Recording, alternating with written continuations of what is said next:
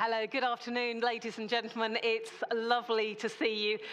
Thank you very much for being with us this afternoon. And I think I might have some new people in the room, so welcome if you are joining us here in the room. And indeed, if you are watching us online, it's lovely to have your company. Thank you for making us part of your day. And it has been, if you are just joining us now, it has been a really, really interesting day so far. Interesting, and I hope productive as well. My name, for those who are joining us, is Sasha Twining. I am your independent facilitator and moderator for this session as well. Now, before I start, a little bit of housekeeping. If we could take ourselves back to the housekeeping slide. Lovely, thank you. So, if you have joined the Wi-Fi in the room, if you still need to do that, it's Renaissance Conference. The password is meeting, all in capitals. And we do have interpretation in the room, so please feel free to point your mobile phone at the QR code and you can download our interpretation app. The code you will need if you're sitting here in the room is JTP23. If you're watching us online, it's JTP23 online with a capital O. The session will be conducted in English, but of course, if you would like the translation, it is available for you there. And if you were here this morning, you will know that we are conducting this in a very open and transparent way. And I hope you will agree that this is a really good forum to raise all sorts of questions and thoughts and opinions and examples so that we can share knowledge and ideas as we go forward. Now, what we're going to do in this session is concentrate on projects that are already in progress, projects that form significant parts of individual plans. We will share what's been learned already from those projects, and we will see what lessons can also be learned for the future as well. And as the title of this session suggests, we're very much looking at the opportunities for strategic industries in those transition areas. Now, we will have in the room and here on this stage representatives from the steel and cement industries, also from a magnet factory as well, which you will have already heard mentioned earlier this morning. We're also at this stage going to bring in the voice of unions and the voice of academia. You will all be very, very well aware that we need all those voices to hear all the thoughts and opinions as we go forward. Now, I will introduce those representatives and stakeholders in just a moment. But first, absolutely delighted to welcome to stage, to start this afternoon session for us and to shape our afternoon's conversation, the Commissioner for the Internal Market. Please welcome Commissioner Breton.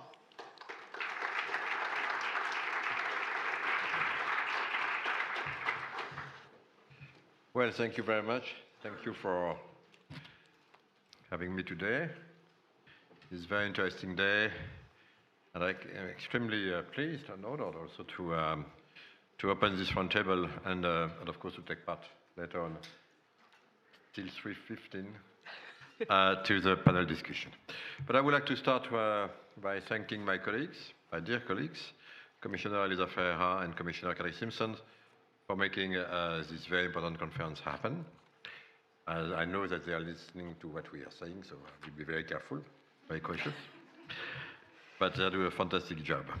So there is no need to explain to you how challenging, of course, is and important is the green transition and also the digital transition, both from a social point of view for workers, for industry, for what we call ecosystems. In other words, big, small companies, everyone who is involved, and of course for entire communities.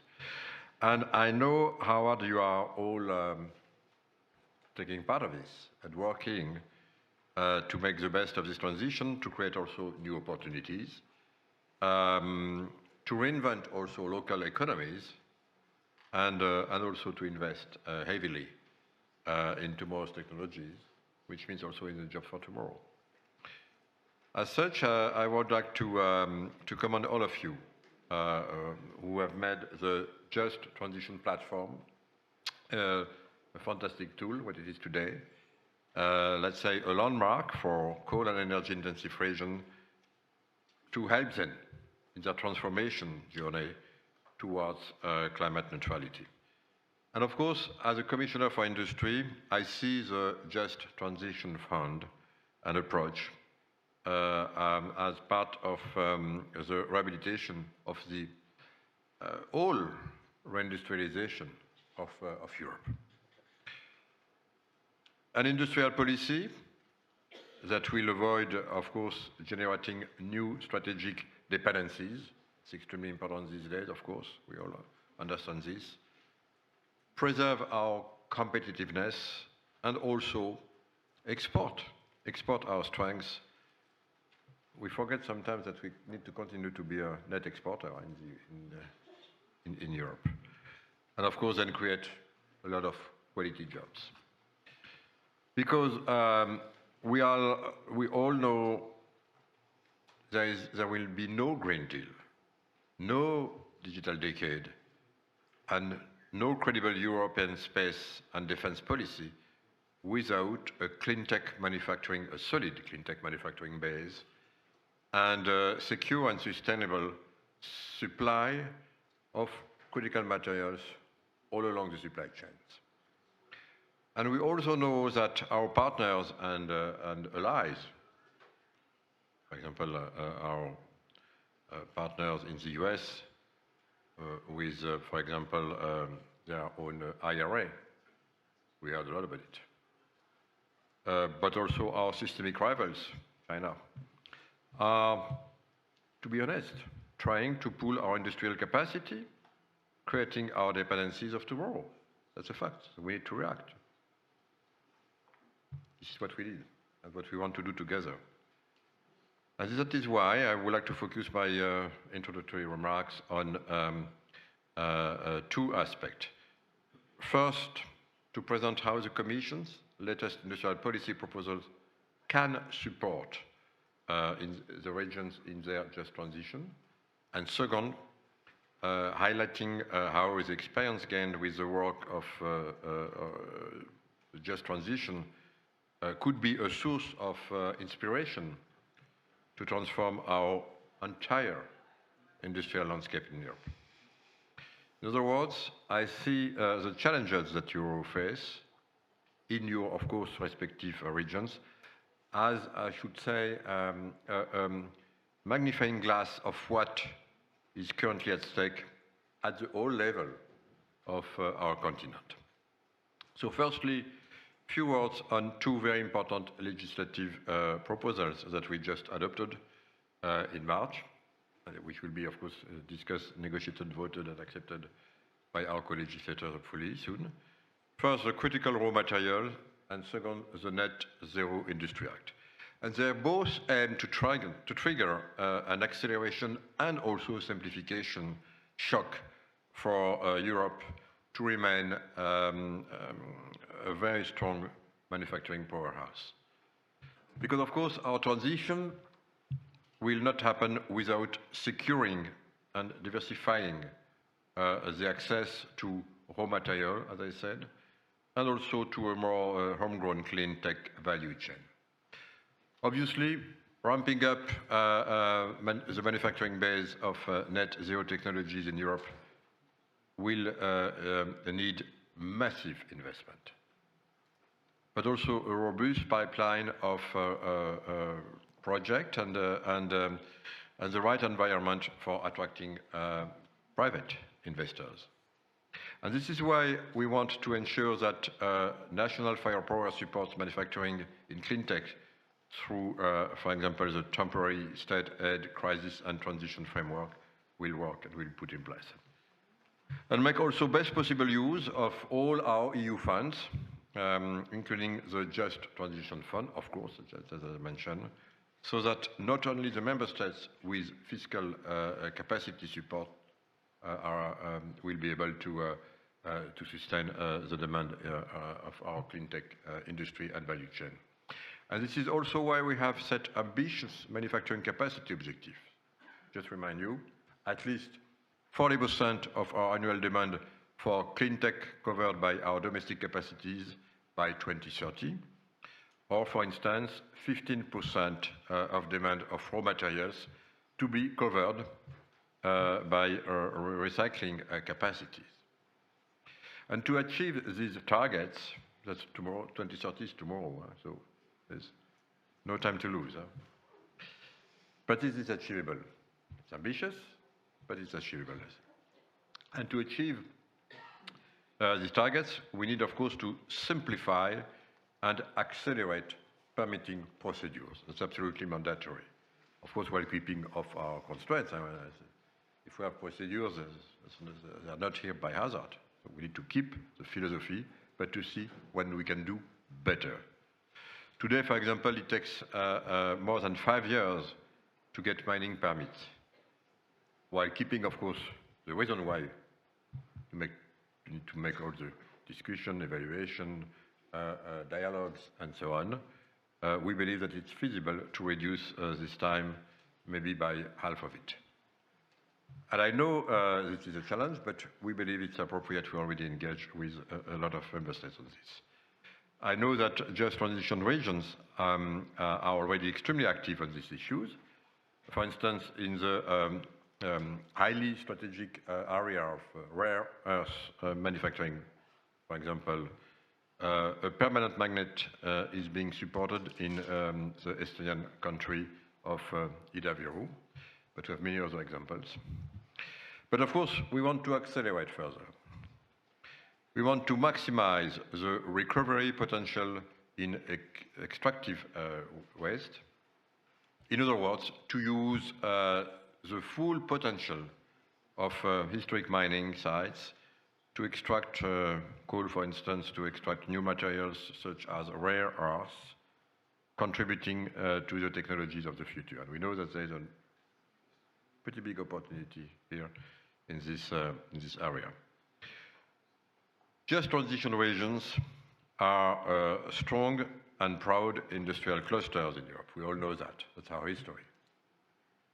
But we want you to benefit from the clean energy transition by developing new clean tech manufacturing projects. That's absolutely, I think, not only an opportunity, but really a need that we want to support. And that's why we propose that all clean tech manufacturing projects in just transition region automatically qualify as strategic project. And this will give a very easy access to all the benefits associated with strategic projects, such as I mentioned, accelerating permitting procedures, or, of course, access to funding. That way, we can ensure that important decarbonization projects, like, for example, the one in the Romanian country of Galati, or in the Italian province of Taranto, can emerge quickly, or in other just transition regions as well. It is also extremely important to acknowledge that what we have done with the just transition region can be, as I said earlier, replicated across the EU and, of course, across industrial regions.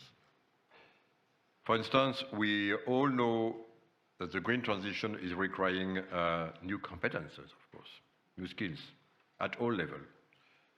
And also, of course, upskillings and or reskillings of the sometimes entire workforce.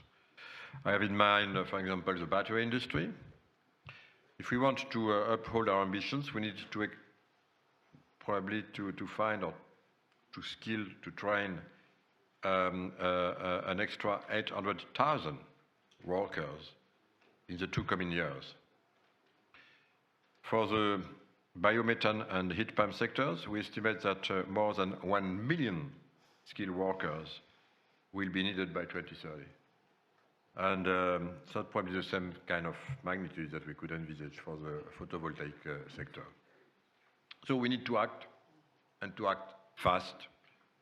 And I believe that just transition region can spur out the movement. Now, with the Net Zero Industry Act, we want to gain further momentum. Of course, if we look at what we have done, and maybe battery is a good example, so we have here already, let's say, some expertise.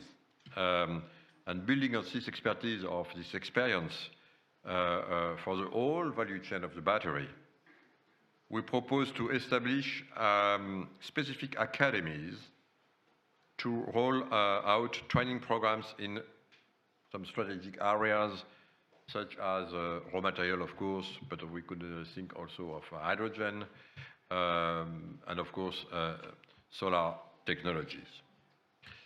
So you see that, and this will be my conclusion, because I don't want to be too long, I have been too long. Just transition regions are definitely, they play a very, very big role, but part of a bigger picture.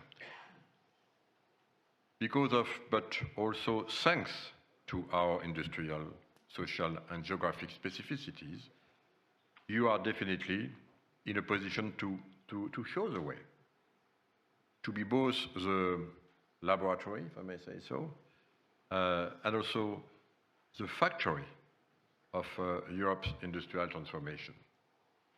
I could say even if it's always have to be cautious, the engine, zero CO2 engine of this very important transformation. And because the just transition approach has a very strong focus, and thank you for that, it's absolutely critical on the SMEs, she should be also the backbone of Europe's economy of tomorrow. And of course, all of this will play an extremely important role in preserving Europe's long-term competitiveness. So thank you very much. The timing was perfect. Momentum is here, and we have a great future. Thank you. Thank you. Commissioner, come and take a seat. Thank you. I like this. The laboratory, the factory, and the engine. Definitely everything. You mentioned there just at the very end the importance of SMEs, small and medium-sized enterprises, how they are the backbone. However, on this stage shortly, we are going to have representatives from very large industries, large companies. To what extent, is their role also critical, more critical, less critical, in the transition? What would you say? Well, when I joined the Commission, so I have 3 DGs reporting to me. DG Grow, where we speak about this question. DG Connect, for everything which is related to digital at large. And now DG Defense and Space. So in my DG Grow, we were organized by sector. Chemistry, automotive, aircraft, tourism, and so on. And it was funny because then I started to engage, and so I said, okay, I would like to see the stakeholders of these sectors. Only big companies were coming. Oh, by the way, we had another directorate. It was the rest, SMEs. I said, it's funny because when I look, I'm responsible for industry, so I'm responsible for all these jobs also. It represents 94% of all the jobs in Europe. So in other words, I had 6% here, the big one, and 94% was altogether SMEs. So I decided to change this. I changed many things since I'm at the Commission, every day. But I started with this. I said, look, let's change everything. Like always, by the way, in the Commission, they said to me, Mr. Commissioner, it's impossible, like always. So let's phase 2, let's do it. And transform it in ecosystem. Yeah. In other words, industrial ecosystem. So I agree that we may have some large sector at large, automotive at large. But automotive is not 10 big companies. This is hundreds of thousands of companies, suppliers, Mittelstand, a lot of academia, a lot of universities, a lot of NGOs also, unions, everybody who believes that they are part of it. So we decided to transform totally our approach of the internal market. Another internal market and my DG is organized in, today we have 14 industrial ecosystems. And when I interact with ecosystems, I interact with all of them. Yeah. Because at the end of the day, if we learn many things during the past crisis that we had to cope with, and especially the COVID-19 crisis, but not only. And we realized that if one single company is not up and running, could be the whole supply chains, yeah, which will be at risk or not able to provide what they have to provide. In other words, we realize, which is a very good thing, that Europe, the internal market, is totally interconnected. That's a good thing. And it appears finally to our leaders and policy makers. This is what I wanted to push. So now we have these industrial ecosystems. I'm glad to see, of course, that we will have big representative, but I don't care. There's no big or small. If you belong to an ecosystem, everybody has the same importance, because everything is interacting. Everyone is interacting. So for me, to tell you, make a long story short, not short anymore anyway, is that of course, I recognize the role, yeah, of big companies. By the way, the bigger you are, I manage in my life very big companies, but also I started with with SMEs. So, and I was always saying to my teams, you know, your role is to manage your ecosystems, if you're a CEO or if you're a policymaker. But everyone which is reaching you has the same importance, and you should behave as if they are the same importance. If they reach you, they're all equally important. So that's my conclusion. They have a big responsibility. The bigger you are, the bigger is your responsibility, including towards the supply chains that you are driving. By the way, not also trying to make your quarters by putting all the burden to your suppliers, huh? Okay, to make your figures.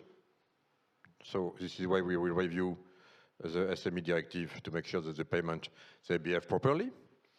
But here also, a lot of responsibility since you're big, but you all belong to the same ecosystem. So that's very important to address here in this transition, of course. The whole ecosystem being impacted, could be in cemetery, could be in steel, could be in automotive, could be in all the specialties of the panel, which will follow in 2 minutes. Absolutely. And what's also important to say, if you are a member of the community, as long as you have your job, you don't look at that as any different. Everyone is all part of the same thing. Absolutely. Exactly. Everyone in the ecosystem together. Thank you so much. So let us now bring people onto stage. And if you could save your applause for the end, please, as I just ask our panelists to come and join us. Professor Reinhilde Vogels, Ludovic Voe, Ajay Agarwal, Giv Brattenberg, do come and join us. And also joining us online, we have Konstantin Karianopoulos as well. Do come and join us. Lovely. Thank you very much to our panelists. Thank you. No. That's all good. That's all good. So excuse me while I wander over to this side as well. And Konstantin, before we go any further, can I just check that you can hear us all right and we can hear you? Yes, sir. Jolly good. Fantastic. There was a slight pause there while I wonder, but that is all good. So allow me to introduce our panel a little more fully, and if you wouldn't mind just raising your hand when I get to you for the benefit of anyone in the room who doesn't already know you. Reinhilde, professor at KU Leuven and a senior fellow at Bruegel, the voice of academia here with so many years experience in this area. She just Very much looking forward to hearing what you have to say. And also, I know that you are also very much looking forward to asking your own questions as well. Very much a learning experience both ways. Ludovic, fantastic, thank you. Confederal Secretary at ETUC, the European Trade Union Conference. Good to have you here. Joining us online, Konstantin Karyanopoulos, the CEO of Neo Performance Materials. Now, for those who may not be aware, Neo is within the chemical industry, also engages in production, processing and development of rare earth metals. This is the organization we've been talking about earlier today when it comes to the rare earth magnet factory. It's the first JTF project in Estonia. We have with us AJ as well. Lovely to have you here. Fantastic. President of Europe at the Liberty Steel Group. Naturally, as I'm sure you're aware, the global industrial and metals company, one of the biggest in the world. Also talking here on behalf of Romania as well. Liberty Steel works in Romania. And Giv Brattenberg, General Manager, Northern Europe for Heidelberg Materials. As I'm sure you are aware, one of the world's largest building materials company, also #1 aggregates production and ready-mixed concrete company. Talking about CCS plant in Sweden. So what we have for you here, a mix of people on stage from academia, from the unions, talking from industry, obviously very different perspectives, different ideas, but everyone here with the same goal, to obviously get to the end of a very just transition with everyone being suitably looked after in the right way. Now, what we thought we would do, if I may, is just give you a minute or so just to outline how you fit into this, maybe your relationship with your plan in your region, or how or why you are involved. And Reinhilde, if I may start with you. You each have a microphone in front of you. So just tell us your role here, why you're here, and why you're excited to be here. Yeah. I am excited. So first of all, so I'm from an academic perspective, and we looked at this just transition and green industrial transformative policy in general here. So first point I'd like to make is that this just transition fund is really a good idea from, at least from an EU perspective. We need to transition. This transition needs to be quick. It will benefit society at large, will lead to sustainable growth here, but we also know that what is needed is a transformation process from dirty to clean, from old to new here, and that transformation process will take time and will create winners and losers. So if you want to get to the result, we will need to compensate and help the losers, and that's the idea of this Just Transition Fund and platform, and why this is a good idea. But it should not be seen as just one other instrument, one other next pot of money here. So very much in line with what Commissioner Breton was saying, I think we should really see this as how this fits within a much broader perspective of the need for a new, green, transformative, mission-oriented industrial innovation policy here.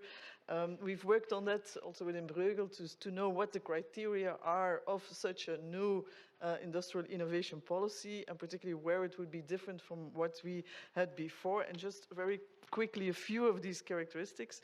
So first of all, it should be really a public-private partnership, a multi-actor engagement with public, private sector, academia here, but also civil society. And I think indeed, like you mentioned, the fact that we have this diverse panel is a very nice illustration of this multi-actor perspective here.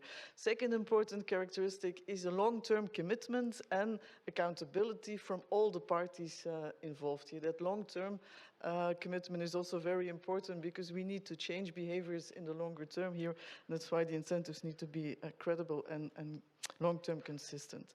Third, we need much more directionality, picking hopefully the winners here than what we had before. Why? Because we're dealing with a transformative process, and so beyond the typical market failures, lack of access to finance, we also are talking about very often still emerging new technologies where the connections still need to be made within the ecosystems, and also where the transformation process very often also means that these new projects also need to compete with old incumbent technologies here and have to overcome that path dependency here. So much more picking and directionality will be needed here. But of course, we also need to make sure that we avoid as much as possible directionality failures here, picking the wrong ones here. And that means that we need to balance sufficiently that picking winners that top down with a bottom up. So identifying the parameter within which we need to still have that bottom up process of proposals where stakeholders can really come up with their ideas that fit within the selected parameter of selected objectives rather than really picking specific projects here. Related to that picking also is a bit like venture capitalist is that should not pick individual projects, but really think of managing a portfolio of projects here so that you have really also taken into account what mix of projects am I actually supporting rather than just picking one by one here, where you can then mix different technologies, different ecosystems, different stages also. And the different stages, and that's my last point, also allows for much more experimentation and risk-taking. And I think that's definitely also needed in the whole transformative process here, that risk-taking. And the way to do that is really to pick different stages of projects here, also enough early stage, very highly risky projects here. But if you stage it correctly with milestones and within a portfolio, you can take way more risks on board here. So those are a few of the characteristics that we've learned from best lessons from academia. Brilliant, thank you very much. We will be using your expertise as we go through the panel. Quick show of hands, who believes there should be more risk-taking actually when it comes to the transition? Just wondered whether, okay, yeah, you have a smattering of agreement in the room. Ludwig, let's come to you next. The voice of the unions here. Just a few words as to how you feel you fit in, or should fit in more, maybe. Yeah, for sure. Thank you. Of course, we fit in because workers want to live on a healthy planet. And of course, the transition will also affect jobs and industries. So I'm quite happy of having this discussion and that the introduction also of Thierry Breton was focused also on quality jobs. Because I have often the feeling that the discussion on the transition is over-focused on skill. Skill is important. Upskilling and reskilling of people is clear that it will be a main challenge for the next decade, but you have to skill for a job. And we need to focus on the creation of quality jobs, the retention of quality jobs, so that the industries that will transform themselves also maintain these quality jobs, and that the jobs that will change also, then we can see how we have to retrain workers. So there's a big challenge for workers, and for us to be in the picture, it's also important that we can negotiate with employers in collective bargaining how this decarbonization will be done, because we cannot leave only in the hand of managers these choices. It's also important that the anticipation of change is done with workers, so that we can know how this big challenge to decarbonize the cement industry, the aluminium industry, the steel industry, and decarbonize all other ecosystem, how this will affect jobs. Then when there's this strategic planning, this anticipation of change through social dialogue, then it's easier also to get people on board. It's easier to get people the feeling that they are not left behind. And I would just then take maybe the example of previous transitions. We have seen in previous transitions when with the globalization trend that a lot of regions have been left behind, and a lot of workers in these regions have been left behind with a lot of cost in terms of jobs, in terms of loss of income in these regions. And these are lessons I think that we need to take for the green transition that we all desire, but that is so important and so difficult that planification, anticipation of change and strategic planning of this change is quite key, and nothing can be done without workers if it's about workers. I've just written down the anticipation of change as well, because it isn't just the change, it's the leading up to it. But following on from your point, I guess that if you are looking after the needs of workers, you're actually looking after the needs of a community, because of how, we'll be going back to the Commissioner's point, it is how the whole ecosystem works as well. So if you're looking after one part of a community, the workers, actually that filters all the way through as well. AJ, would you like to outline your project and how you fit into this for us, please? So very hard to slip it all into 1 minute and to the 3:15 deadline, I know, but we'll try. Quick brief on Romania. The steel factory there is the largest in Romania, has a workforce of around 7,000 people, and we impact tens of thousands of other jobs around the local community, of which many of them are SMEs, and as such we operate in the, to steal your word, ecosystem together. We've started an ambitious investment plan of about €1 billion to transform the steelworks into green steel and to be carbon neutral by 2030. As the Commissioner said, very, very difficult, but doable.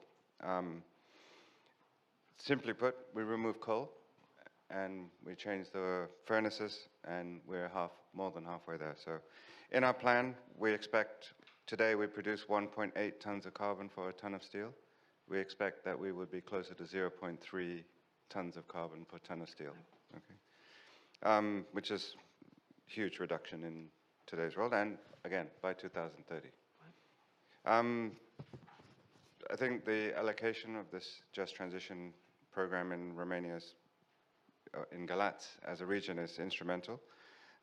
It'll support 3 major pillars of this the transition. One is the installation of 2 modern hybrid furnaces, which would be electric melting furnaces, direct reduced iron plant, which removes the need for coal. And the key for us, and I think hopefully we'll not need to negotiate now, is upskilling and re-energizing the workforce. So we've started something which we call Green Steel Academy. Most of steel workers, and I think also probably in cement, are not young anymore. They're my age, which is not good. And we need to, A, reskill the ones we have, and we need to attract young people back into steel. Steel is not an attractive industry for young people, and hopefully with the Green Steel Academy, we've already tied up with the local university in most of our sites, but in Galați especially, will be a great tool for the future workforce. We have many other ambitions: hydrogen. We have a solar and wind farm plans on our sites. Good thing with steel business from those days is land is plentiful. So just on our own land, we can put 250 megawatts of solar energy.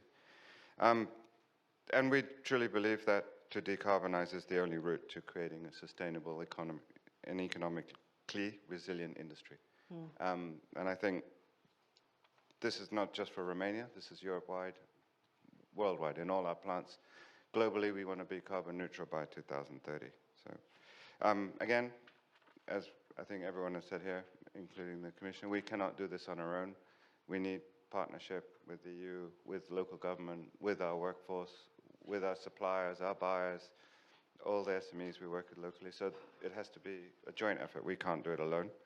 And we think, but it's very, very possible. And I think as long as we innovate, we can decarbonize quite within this time. So I won't say too much more, but that's the main thing. I think we will absolutely come on to your example of the academy, the training program, because that is absolutely crucial. So we'll go into that in a little more depth later. Giv, should we hear from you now? Just a few words to outline your project. Yes, thank you. Thanks for having me. I'm afraid we don't really tick your box for SME. We're, as you mentioned earlier, one of the large global companies in the construction material space. We employ 50,000 people across 50 countries, and our main products are cement, concrete, and aggregates. And in Europe alone, we have 50 cement plants operating. We lead the industry in terms of targets. We try to be the most ambitious company when it comes to sustainability targets. Our target is to reduce our footprint by 50% by 2030 across. We've been working now for decades, I think, when it comes to the use of more traditional levers, alternative fuels, alternative raw materials, energy efficiency programs and all that. But at the end of the day, to be able to come to our future goal of net zero, we need to use carbon capture and storage as a main lever. Now, this is something that we've worked on in Norway actually since 2005, and we're currently now building the world's first carbon capture facility at scale in the cement industry. In our plant in Norway, we have now crossed 50% of the progress on that, and by end of next year, we'll be commissioning our plant and will be then in position to capture 400,000 tons of CO2 per year that then will be stored in the North Sea. Now, this is only one of many of our projects in Heidelberg Materials within my region, Northern Europe. This is the first, and our second one will be on the island of Gotland, which falls under the JTF geography, one of Sweden's 3 regions. That is going to be a much more ambitious plant, and the scope of the project is to capture 1.8 million tons of CO2. And with the storage of bio-based emissions, this will de facto become a carbon sink of a plant, which is really exciting stuff for us. You mentioned that, upskilling. Yes, for us, we're going to transition into the chemical industry all of a sudden. We're going to build chemical industries within our existing plants. So definitely the need to have different skills, different industries popping up, to try to supply services to our plants. And by working together with this platform, we'll have a chance to reduce a bit of the risk in this project, while we future-proof, I'd say, this important industry when it comes to sustainability treats, and create jobs, and making sure that we continue creating value in a rural area of Sweden. We will come to your examples when we talk about training, definitely. Commissioner, I'm very aware of the time, so I think sadly we will lose Commissioner to other business in just a couple of moments. So while we have everyone's attention, thank you so much for being with us today. Thank you. Before we hear from Constantine, was there any final thought you wanted to leave the room with? No, thank you. First, general comment, I'm very impressed with your panel, because after speaking of ecosystems, definitely you represent the ecosystem, academia, unions, big companies, regulator. So this is what we call an ecosystem. Except SMEs, but I'm also SMEs because we are the Commission, a very small organization. So but this being said, my more serious comment. First, it's true that, and I agree with you, we have to be very careful here that we don't do this at the price of jobs. That's the opposite, and that's what we do in Europe. That's how we behave, and it should be our DNA. But when I say it should be our DNA, it should be the DNA of everyone. I spent half of my time working also in the US, so I know exactly not only our weaknesses, but I was also running big companies in the US. So I know exactly what happened when, at the end of the last century, it has been decided to shut down immediately all the manufacturing capacities of the US, to move it to the Maquiladoras, at the border of Mexico, from the other side of the border, and then to move in the Pearl River Detroit between Shenzhen and Guangzhou. This is what happened. And then, without any consideration, believe me, it was not just transition discussion now, I could tell you. So, we have seen what happened, the drama, especially for the mid-states. Sorry for the comparison, but I think it's always important to remind what happens if you don't behave properly. With also many consequences, including, but if we are not here to speak about politics, but with a lot of consequences. Now, President Biden decided to reverse the trend. That's why I keep telling to my colleagues, IRA is IRA. It's a political decision. By the way, it worked pretty well for the midterm, probably. And of course, now he's trying to pull all our industry to reindustrialize using the clean tech industry and the green transition. So let's do the same thing. This is exactly what we want to do, but we are doing our European ways, with our European values, embarking everyone together, not letting anyone behind. That's exactly our philosophy.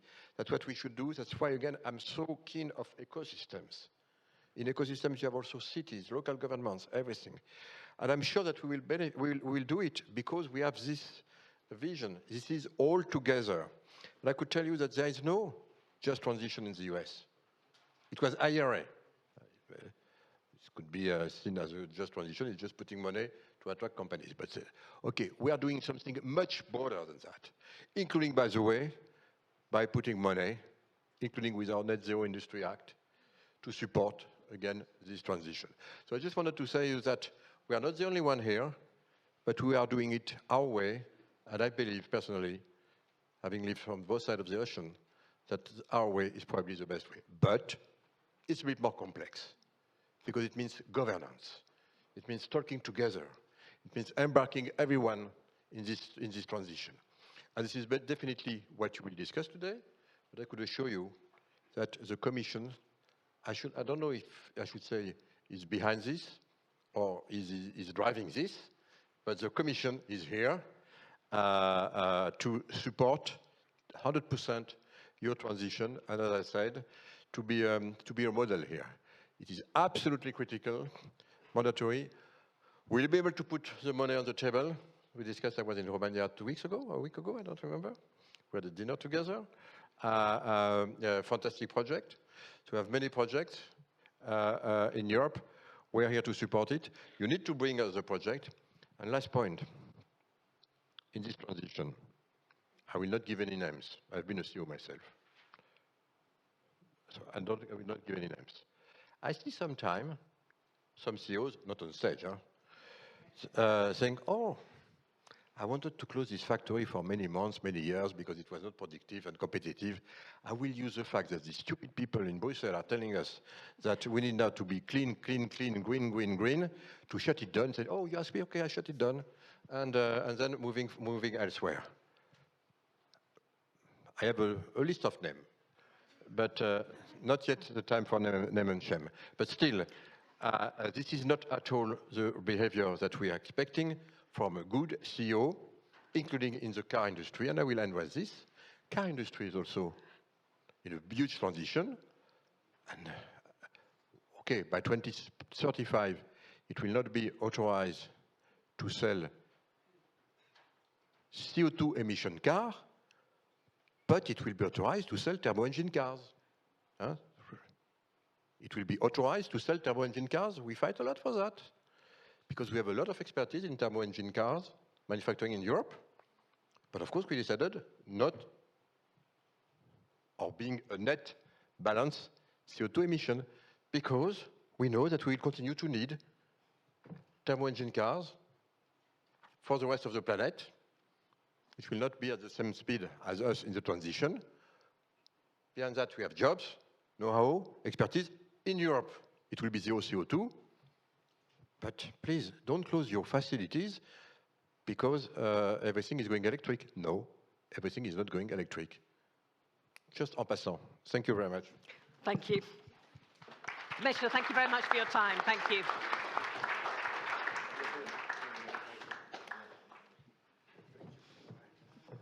Thank you very much. Thank you. I wanted to be discreet, Mr. Thank you. Thank you. Let's go back to Constantine. Let's see if we still have him online. Yes, we do. Fantastic. Thank you very much. Wonderful. Apologies, but I'm sure you understand that the Commissioner had to leave for another meeting.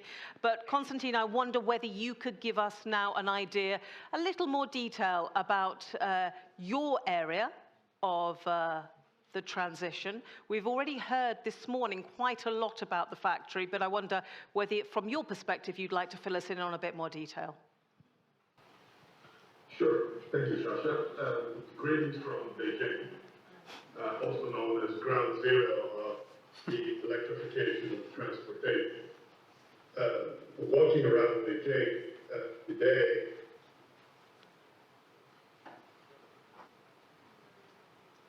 I think you may have accidentally put yourself on mute.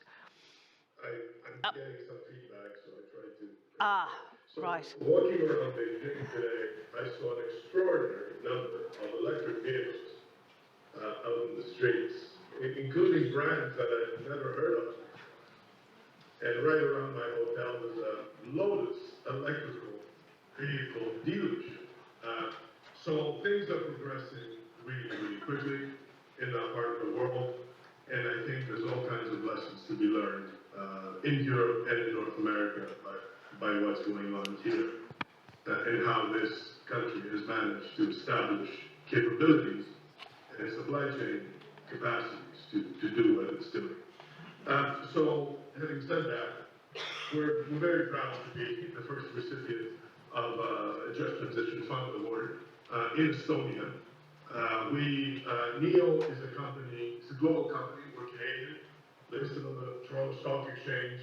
We started life about 30 years ago, and we operate 2 rare processing refineries in China and the only commercial scale, industrial scale rather, operating facility for the production of rare earths in Europe, in Estonia.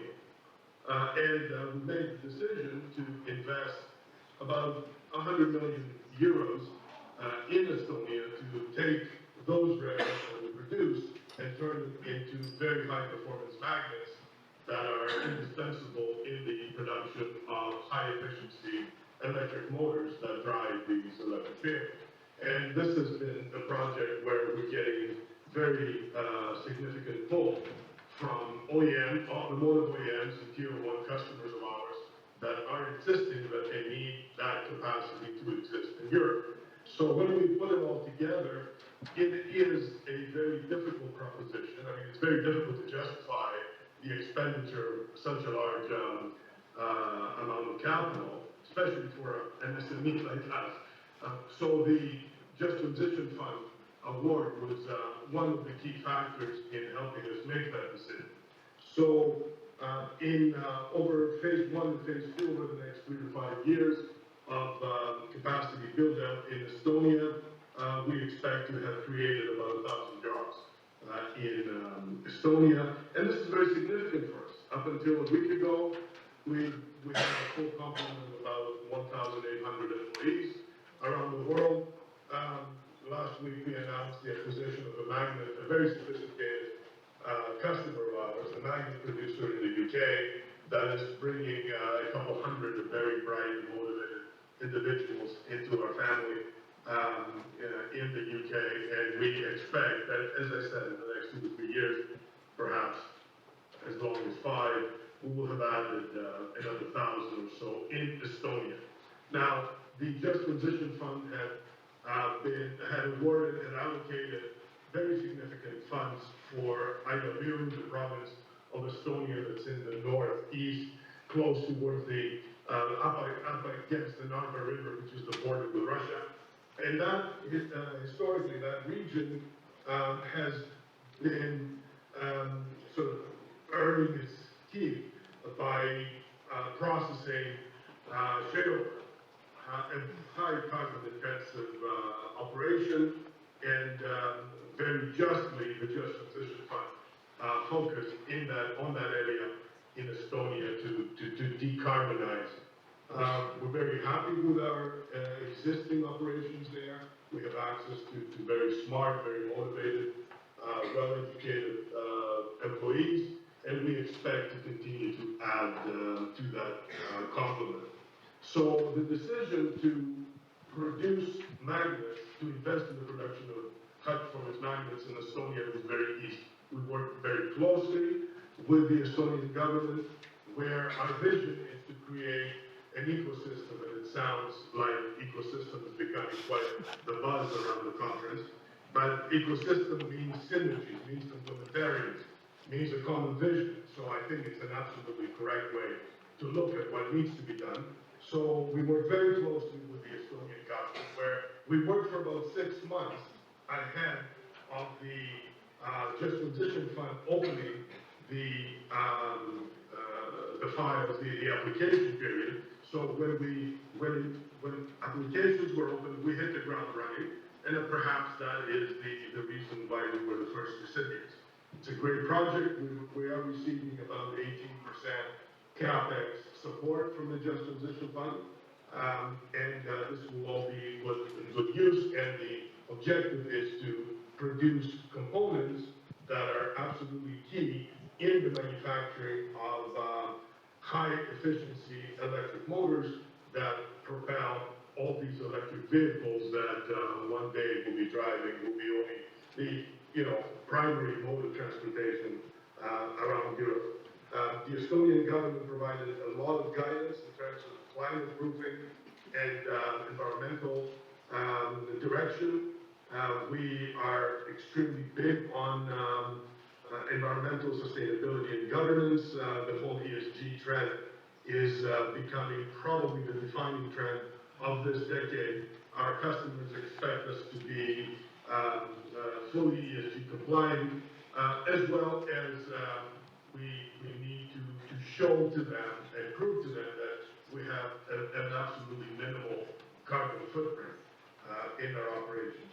So with the success of this, we expect we'll continue to grow our business in Estonia, and we expect to be really the hub or the ecosystem in Europe of producing critical materials such as rare earths, as well as going downstream and producing value-added components for electric vehicles primarily, but perhaps even for wind turbines and other forms of other technologies that will be absolutely indispensable in the continuous march towards decarbonization. Konstantin, thank you very much. Thanks for giving us the overview of what you are doing in Estonia and actually what your plans are as well.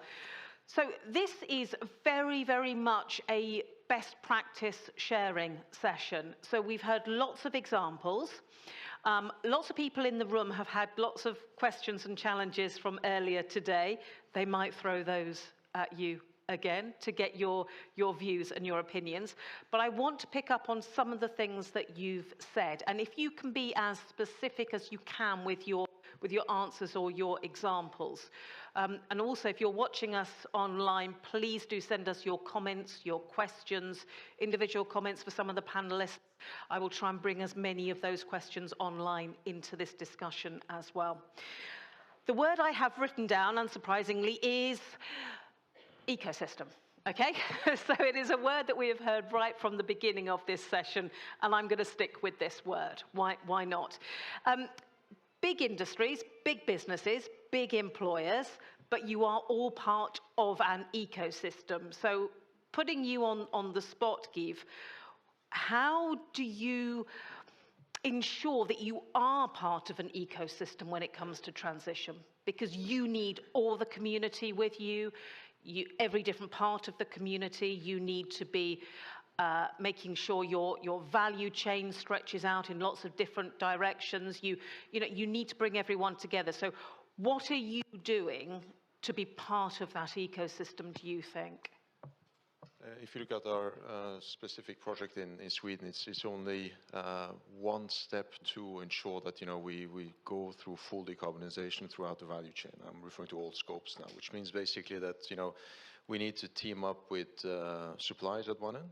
Okay, I think in a month or so we're going to announce a large cooperation with across the value chain for load, haul, and transportation services that are going to do a full transition to green mode in a 2030 perspective. So that's super exciting for us. It's going to be across our region, but we are looking now at Sweden specifically. So you'll be looking at partnering up with specific contractors, specific customers of ours who have a high profile on ESG. Okay, that strive to come to a point where you can actually offer fully green buildings, if I could put it that way. I would also like to mention also our employees, of course. If you look at that, in Sweden, we have actually a workforce that's really excited about, the path that we've chosen, not only as a group, but I would say also specifically for our region, where we've put, decarbonization high up in the agenda. So, that's how we work to establish, these various partnerships which together form this ecosystem. Yeah? And of course, then you have the relationship with government, local authorities. That's also a very, very important piece in all of that. Yeah. Mm-hmm. I'm not suggesting, obviously, for one moment this is going to happen, but if you have a typical situation where there is one big employer in a region, that employer often dictates how the region grows because of the people they can bring in or not. So it's absolutely vital to have that employer as part of an ecosystem rather than just, the thing that's holding the ecosystem there. Do you see what I mean? It has to be part of a whole. AJ, what about you? I mean, in steel, how do you ensure that it's the whole region that you're within that can transition? And that it's a just transition and that you take everyone with you. How are you part of an ecosystem? What we're hoping is, or we're planning rather, is that together with the city of Galatz, we will work on this hydrogen valley concept. And if this can get going and get moving forward, it should attract a lot of our industry to set up shop in Galatz. The steel is made there, the green steel is made there, they can benefit from the hydrogen. On top of that, you have the transportation, shipping industry, and that will just make it a much more pleasant place to be in all aspects. So you're looking at the infrastructure that you are putting in for people Right. as well? Together with the city, which will attract other businesses to our region, who don't all have to rely on us, but I guess it's logical they do. But shipping is another big part of Galatz, which is with the Danube on our doorstep. Mm-hmm. Can I just check, do we have Constantine, or do I gather he might? We do or not? Let's just see. Oh, well, we do still. Oh, fantastic. Thank you. Constantine, leave your camera on for us, because it's lovely for us to be able to see how you react to this. So, maybe I should have rephrased that. So, tell me how you are part, or how you see yourselves as being part of an ecosystem. What are you doing to look after other parts of your community?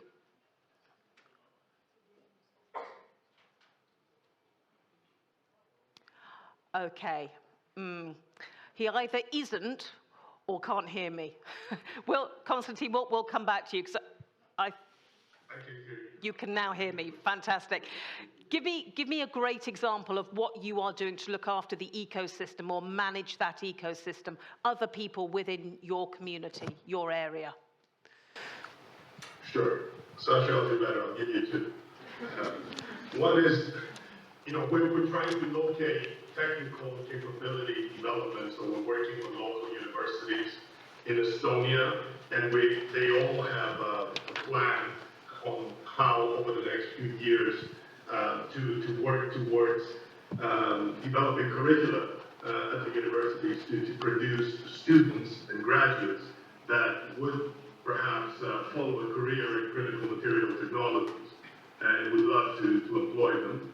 But perhaps more immediately, one of the fundamental factors that made our decision to locate our magnet facility in Estonia is the fact that making these types of magnets involves melting metals and melting alloys, which is a very energy-intensive process. And we're very fortunate that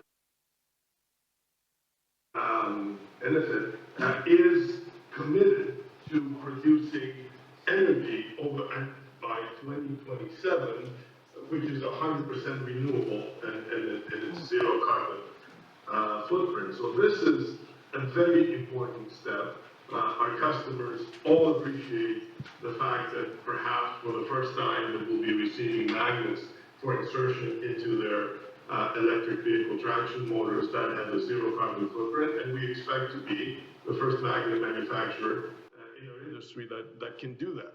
So the creation of an ecosystem takes many forms, and there's a myriad of different partners that come in from different angles. So this effort is not a one meeting affair.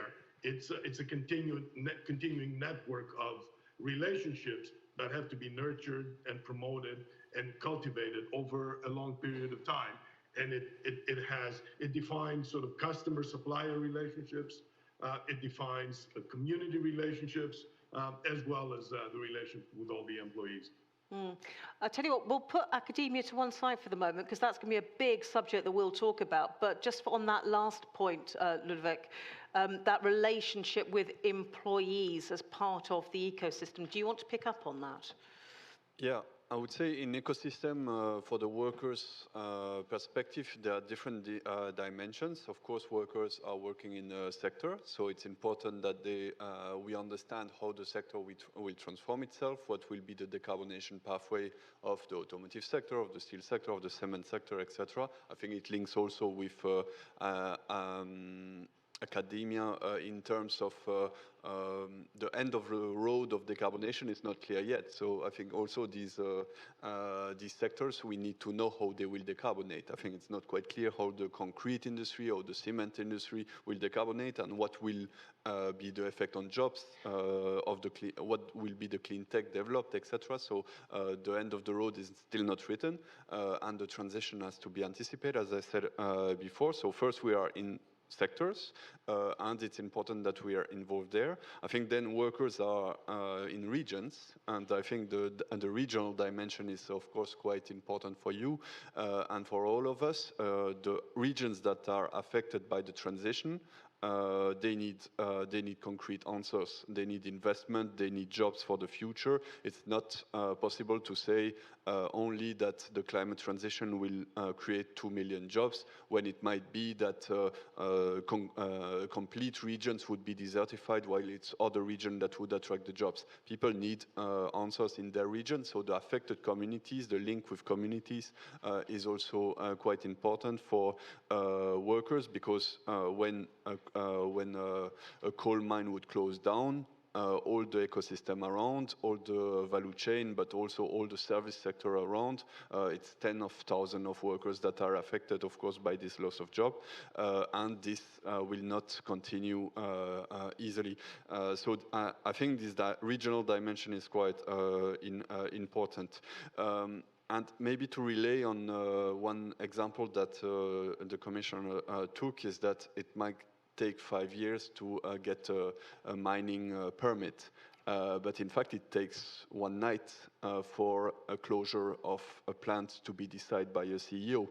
So as a trade union, I think it's important. It's not that we do not agree with facilitating permitting for new economic activities, but it's also first stabilizing activities that already exist and that provide jobs for all ecosystems. So we have a lot of industrial jobs in Europe. We have to protect them. We have also, as I agree, to reindustrialize and to invest in key sectors. But it's really important that we focus on investing first in the economic viability of the companies that already exist, in order to stabilize the jobs in the regions where they are. They might change, and very good, fine. If the content of the jobs change, we can do upskilling and reskilling pathway in discussion through anticipation of change and social dialogue and collective bargaining with unions.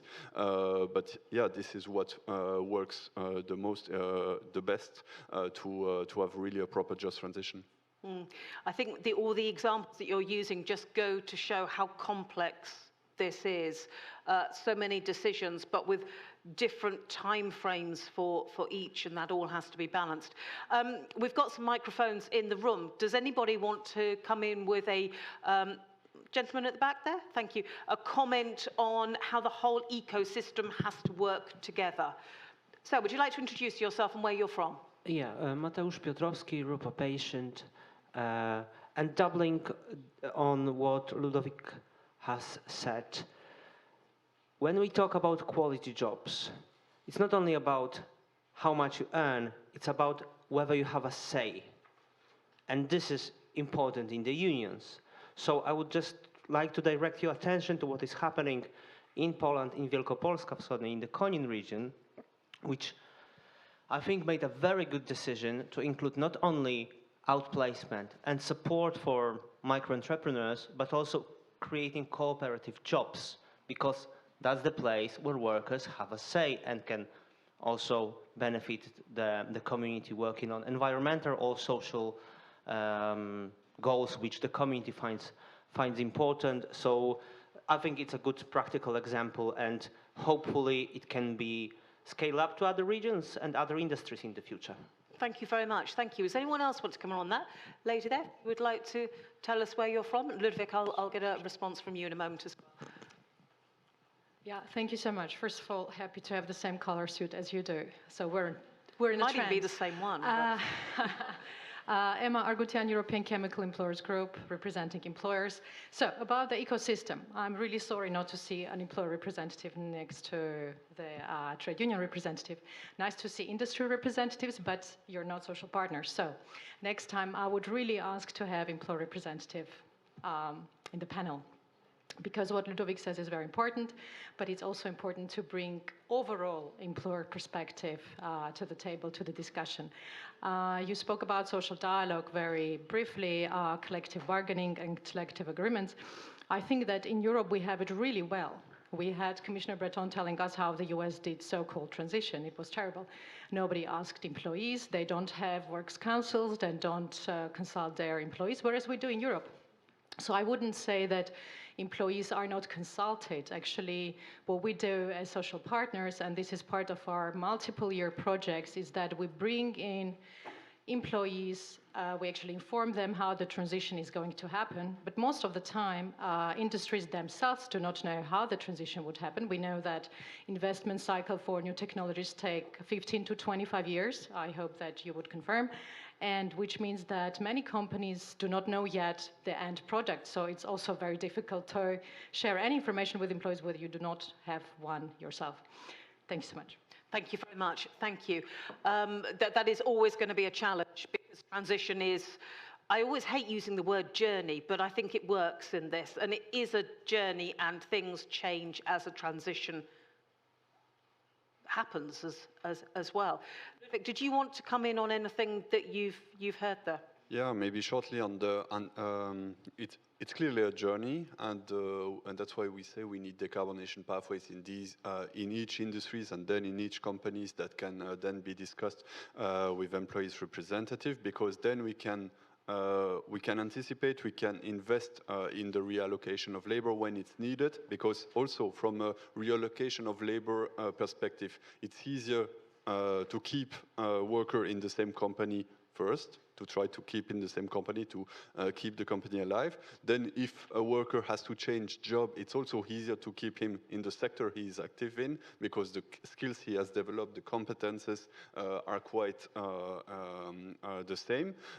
It's really more difficult and more challenging to go from the industrial sector to the service sector, etc. So in terms of course, income, it's also quite different in previous transitions, even if it has been worse clearly in the US. If I look at the transition 20 years ago in French regions, in different Belgium regions, also with the closures of companies, we see income loss for the workers who have changed jobs. If they stayed in the industrial sector, it was there's a French study that was published in March that shows it's 10% of loss of jobs in the long term, and if you had to change sector, it was up to 55% of loss of income.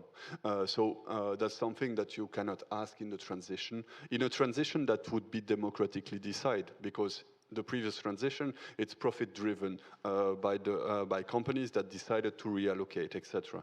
Here, we are planning a transition that we want to democratically decide. We cannot leave workers have loss of income in a transition that we would like to democratically decide. So I think it's really a key issue. And on the comment from Poland, yeah, completely agree on this. Workers have to have a say, so cooperatives are also useful. That's why I also liked when Commissioner Breton said it's not about big industries, SMEs are not less important. In fact, for us, it's not the question of the size of the industry, it's the question of the quality of the jobs.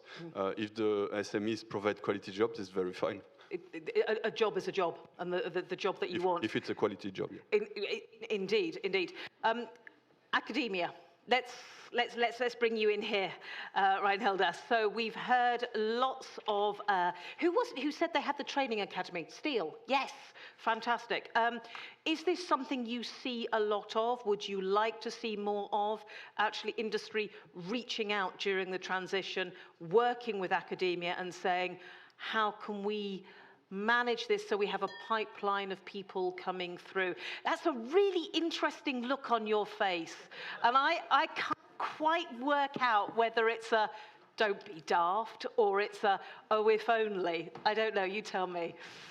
Yep, I'm figuring out how to best reply to that question here. So in terms of ecosystem, I'm studying also what ideal ecosystems would actually be here.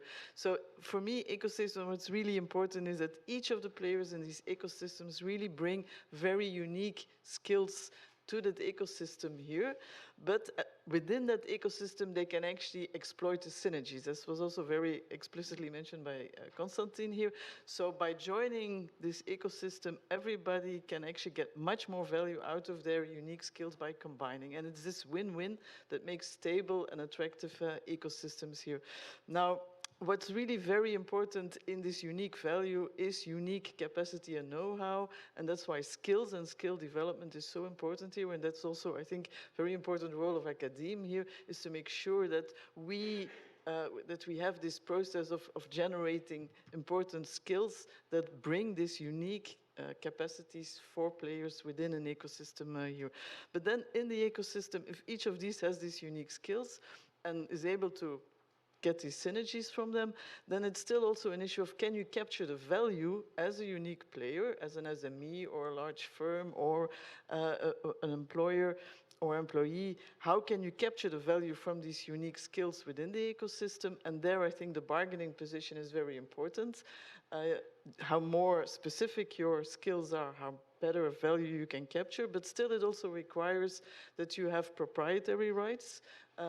IP will be very important in that respect as well here, and also the ability to walk away and go to others. And that's, I think, for SMEs still a big important challenge, and particularly for new young companies here, to make sure you have the IP rights to your unique capacity here, and the ability to walk away and to develop on your own if needed here. And this capacity to scale up is therefore very important, not only to always exploit this, but also to be able to have a strong position in ecosystems with other large companies, so that you can join the ecosystems where you get the most value from and capture the value from that. So in that respect, the skills is a very important dimension for each of the players in these ecosystems here to get much more valuable ecosystems, and that every part of the ecosystem can capture the value that it brings to the ecosystem here. So that's why for us, this training capacity is really very important. Yeah, how is the training academy working? How is it going? Do you think it's working for you? Yes, early days. We've started, I think last year was the first course, right, which completed at the Galats University. So you should come out with a Green Seal diploma. We also have summer school programs and other programs, but we see now more percentage of the kids. Oh, how old, by the way? We're looking at somewhere between some school age and up to our post-university age. Right. And a higher percentage of them are staying on after the summer schools and the training academies, etc. So that's actually the most interesting part. We're convincing them that steel's not hard hats and, you know, your lunchbox and all. It should be, as you were saying earlier, it should be how to run a solar plant, how to do balancing with the energy, how to be involved with hydrogen. Theoretically, steel should be, or industry in general, should be all automized. You should be able to sit behind computers, sure, which, as we know, the young folk of today like. Indeed, that sort of widening out the skill set and transferable skills, maybe when you're reskilling. But I'm interested to know whether you are seeing your applicants as already being from families who would be within the industry, people within that region, or whether it's actually working, that it's bringing other people into a region because they know they are going to be trained? Which one? I think at stage one, just by default, because we work with University of Galatz, it's mostly local people. But I think Galatz, I can't remember, 30–40% students from external areas, including international. So it should grow. And as we need to partner with other universities in the country, not just Galatz or in Europe. So we're doing the same in Czech Republic, same in Poland, and the same model. Yes. Yeah. Konstantin, you know, training like that, doing your own in-house training, I think, oh, we do still have you, there you are. Doing your own in-house training, how does it work for you? Is that something you do? Would you be looking at working with local universities to train people to bring them in like that? Yes, we do that in all the regions where we operate, but more so in Estonia, we have formed alliances with specific programs with local universities. I would also point out the fact that Estonia has a very interesting luxury of attracting extremely capable, very well-trained, educated, experienced people from all over the former Soviet Union.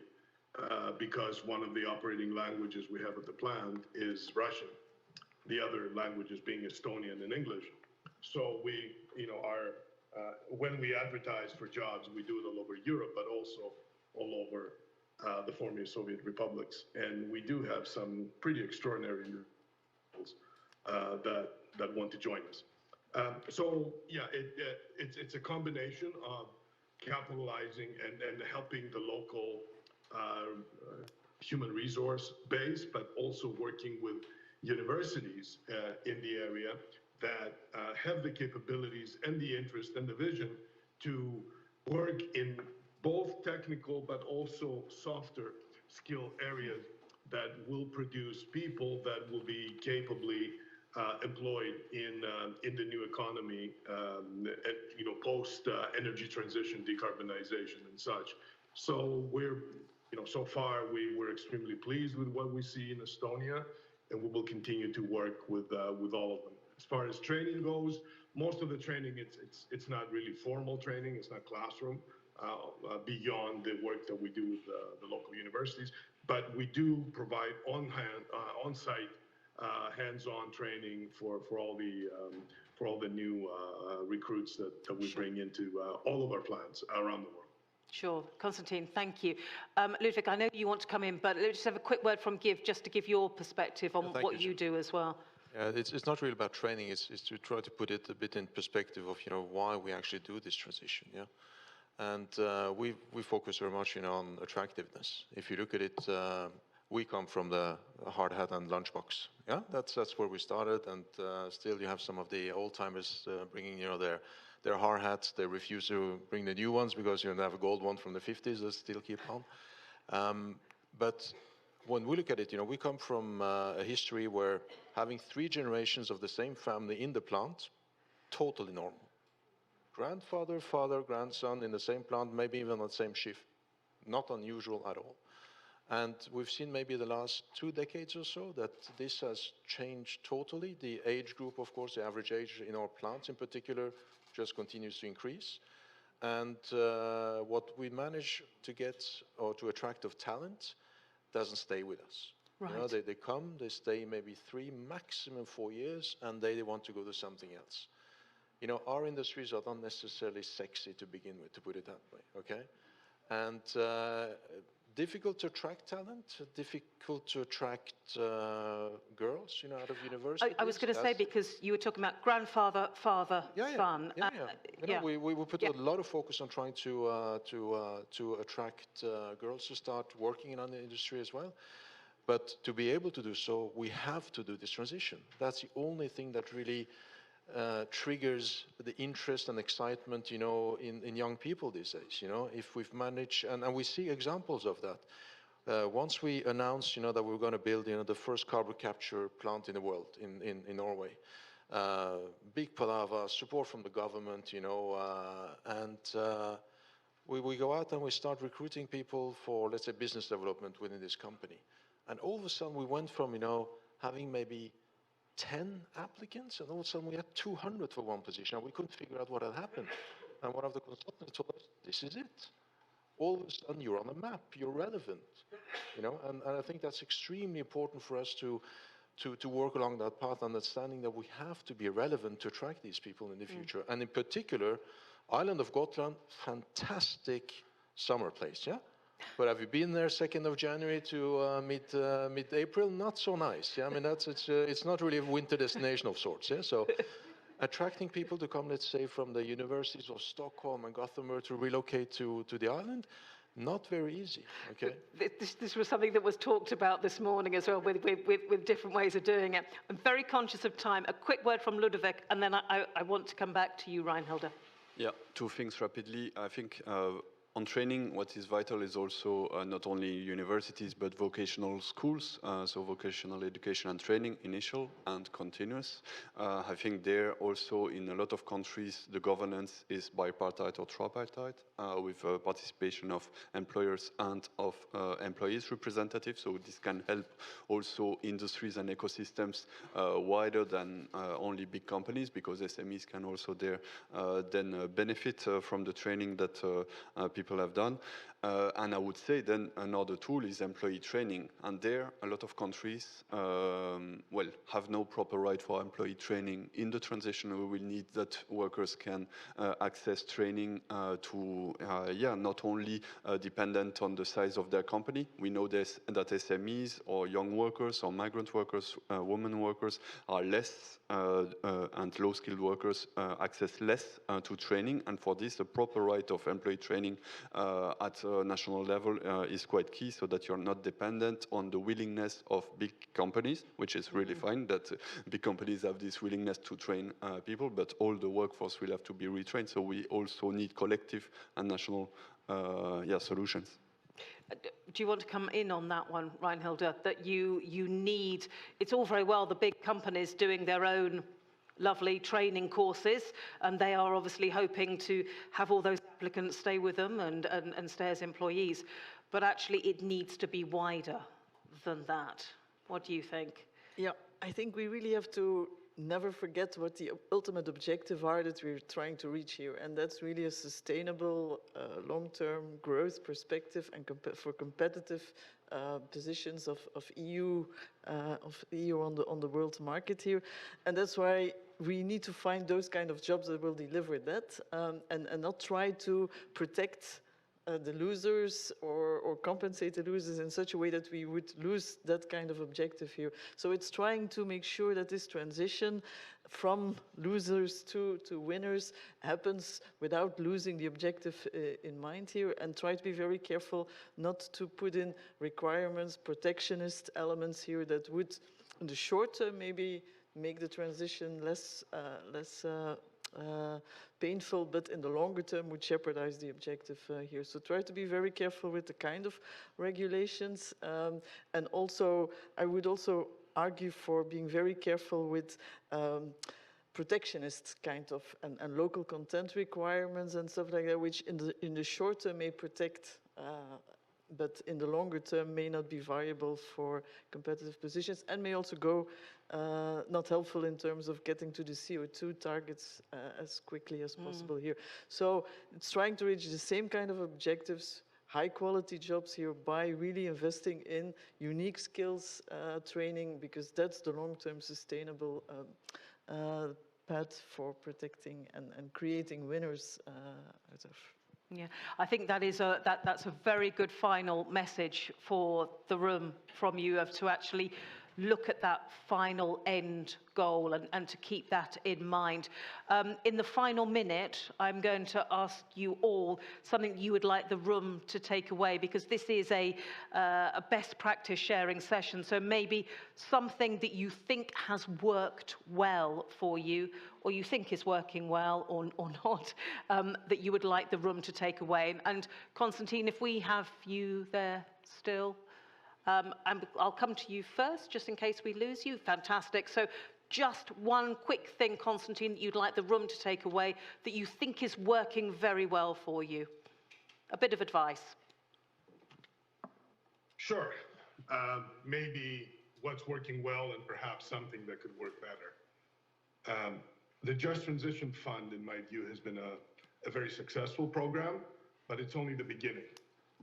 Europe needs to do an awful lot more in order to stay competitive, in order to grow, and in order to protect, in the best possible sense of the word, protect all these high-value jobs that exist in the automotive supply chains in Europe.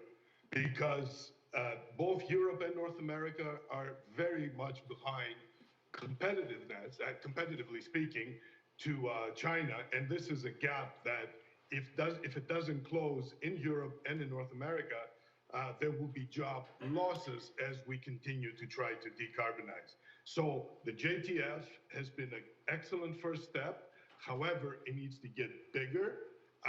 You know, if Commissioner Breton were still here, I would have applauded him for his vision on establishing additional mechanisms in Europe, both in terms of the strategic funds, the European Critical Raw Materials Act, and these programs that need to help the continuous evolution of decarbonization capabilities. Okay. So it's only the beginning. The Americans have committed a massive amount of funding, the IRA, and it's attracting an awful lot of manufacturing to North America. I think Europe needs to respond with something similar, and the core of the programs are there. They need to be enhanced. I think the JTF needs to increase its ceiling, as well as the Critical Raw Materials Act needs to be implemented fairly quickly, and especially helping smaller states that do not have the treasury room to do what Germany can do, where they can open the treasury wallet and provide all kinds of support for battery manufacturers and gigafactories and so on. So we're still in very early stages of development of this drive towards decarbonization, but necessary components in this in Europe will continue to be the Critical Raw Materials Act, the Net Zero Industry Act, and hopefully the upcoming EU Sovereignty Fund, along with much more broader parameters for the next phase of the Just Transition Fund. Constantine, thank you very much. We are now out of time, so it's a 10-second quick thought. Sorry, Giv. Got literally something for the room. Maybe you want to just a little teaser of something that they can think about. What's worked well? But I'd like to focus on, the lessons learned, because, as mentioned, we are, after all, building the first carbon capture plant in industry. So for us, it's really the partnership that we have had, with government that has acted, as a facilitator, as a coordinator with local authorities and agencies to drive, the process from a time perspective as well, because we've all discussed a bit, the permitting process at the time it takes. I could give you an example that the 2030 plans that we have for the new plant on Gotland could probably be shaved off a year and a half or two of that, if we had better coordination, more focus on some of these processes. Okay, more coordination, better focus there. Actually has a time implication as well. AJ, a very quick word from you. I think what we've done well is, finally communicated well with our engaged employees and their community. So I think now they're actually believing carbon neutral by 2030 can happen. I think other than, I agree with more or less everything Constantine said. One more thing to add to that, I think if we're going to go green, then the CBAM is very important for us to compete internationally. So without that, it's great to go green, but it has to be there to help us justify the green investments. It's good to hear you say that you feel that you've corresponded well with local communities. A quick word, Ludovic? Yeah, we need to build trust, so I think it's important. There have been examples like in Spain, in Germany, in Poland to do social deals, to exit coal. I think these are things that we need to do everywhere, involving workers in to build trust in the decarbonation. And yeah, final word, then there's a lot of money on the table to decarbonize. It's very fine that we put this money on the table, but this should go with social conditionalities. So if we give to private sector means to decarbonize, that's needed, but it should go hand in hand with respect of human rights, of labor rights, etc., quality jobs, etc. So social conditionality should be the next discussion, I think, and it's part of the response that the EU has given also to the IRA, but it should be further strengthened. Ludwig, thank you. So given that we're dealing with a global challenge, which is climate change, I would really advocate for keeping a very open perspective here, making sure that we use the forces of competition, collaboration, and learning internationally to make sure that we are fast and effective in delivering the new technologies that we need to get to the global challenge. Fast as possible. And effective, I think. Let's focus on that final word there.